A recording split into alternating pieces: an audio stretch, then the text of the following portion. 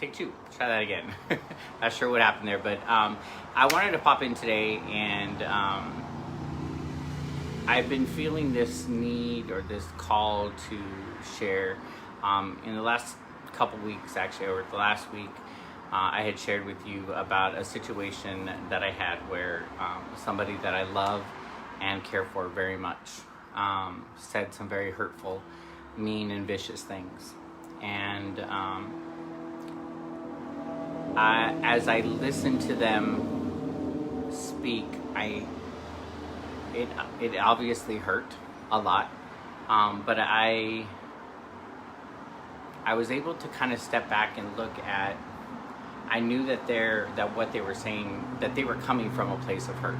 You know, many of you guys have heard the phrase "hurt people hurt," and so I realized that what they were spewing out was the hurt that they were feeling, and the lack of them dealing with some of their emotions and some of the things that they haven't dealt with. And it's many, many years of things that they haven't dealt with. And I had to kind of just release the words and what they said and allow them to be in their space and me to be in my space of being able to manage and process the feelings of what I was going through. Because it was vicious, and it was very hurtful, and it was said to hurt. Mission accomplished. And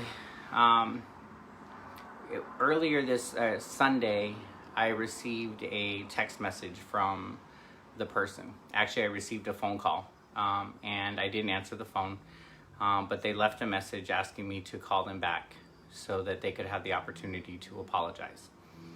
And I'll be honest, I didn't want to call back. I wasn't ready to engage with them. I wasn't ready to listen to them, and I wasn't quite sure whether I knew that I was ready to accept their apology, because I was still in my own hurt and I was still managing my own true emotions. And as I prayed on it for a while, I kept asking God, I was like, I know that the right thing to do is to allow them to apologize and allow them to have a moment. But it was very, very difficult. Again, because I was still in that hurt, in the feeling of hurt. And I sent him a text message back, and I said, listen, I said, I understand and I acknowledge that you want to apologize. I'll give you a call this afternoon. Know that I'm just going to listen, and I'm not ready to engage. And I called them back. We had a very, very brief conversation. They apologized. They had, shared that they knew that they were in the wrong for what they said, and that they were under a lot of pressure when they said it, and things came out the wrong way. And I said, well, I accept your apology, but I need you to know that things are going to be very different. And I'm not ready to engage. I'm not ready to have conversations yet. I'm not ready to talk about all of what you said and how that landed and where that came from. And they understood. They said, I get it.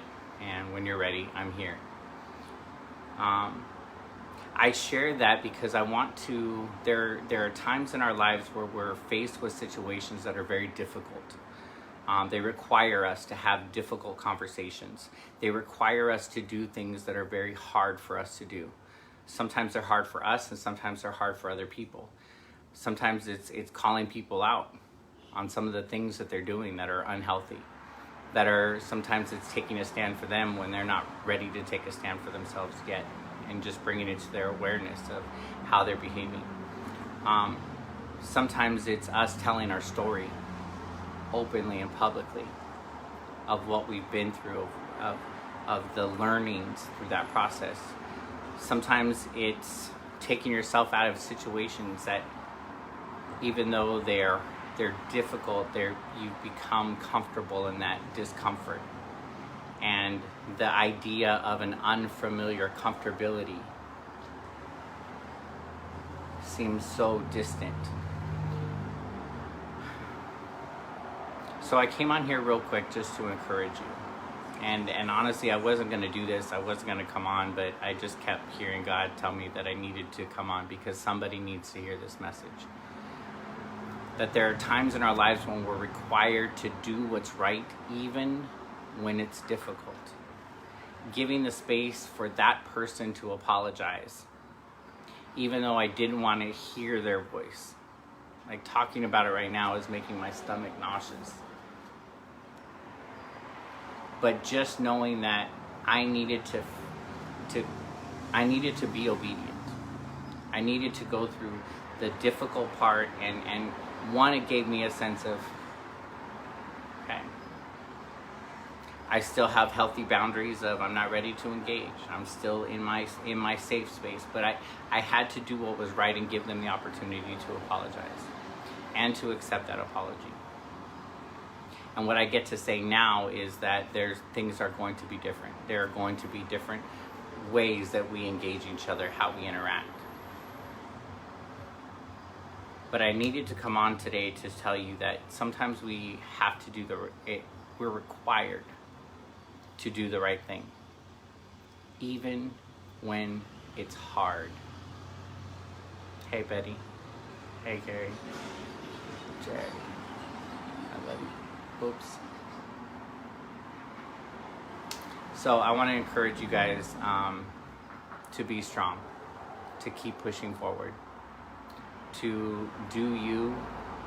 Know that and I say we because many of the people that I'm connected with are all people that are either empaths or coaches or authors or we're good, caring people. And there are times that we have to do the hard work on behalf of other people. So do the right thing, even when it's hard. That's the conversations, that's the self-care, that's the setting boundaries for yourself, that's the removing yourself of situations or environments or people or friends that don't serve you, that don't feed you, that don't feed your soul, that don't give you life. Life is an exchange. Relationship is an exchange. Relationship is a relay. It's a back and forth. And if you're the only one giving and somebody is just taking, then I want to invite you to take a look at that relationship. Evaluate that relationship.